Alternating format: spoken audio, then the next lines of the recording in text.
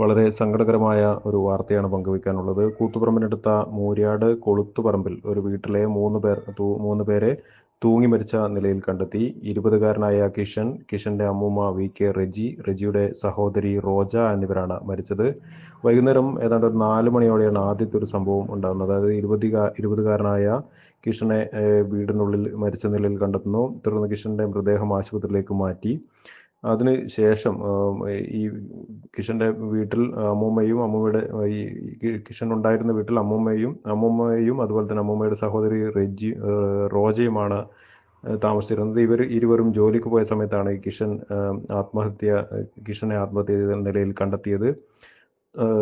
ഇവർ ജോലി കഴിഞ്ഞ് മടങ്ങിയെത്തിയപ്പോൾ ഇങ്ങനെ കിഷൻ മരണപ്പെട്ടു എന്നുള്ള വിവരം അറിയുകയും ഇതിൽ മനംനൊന്താണ് ഈ 2 പേരും, അതായത് അമ്മൂമ്മ റെജിയും അമ്മൂമ്മയുടെ സഹോദരി റോജയും ആത്മഹത്യ ചെയ്തെന്നാണ് പ്രാഥമിക നിഗമനം. ഈ വിവരമാണ് പോലീസിൽ നിന്നും അതുപോലെ തന്നെ നാട്ടുകാരിൽ നിന്നും നമുക്ക് ലഭിക്കുന്നത്.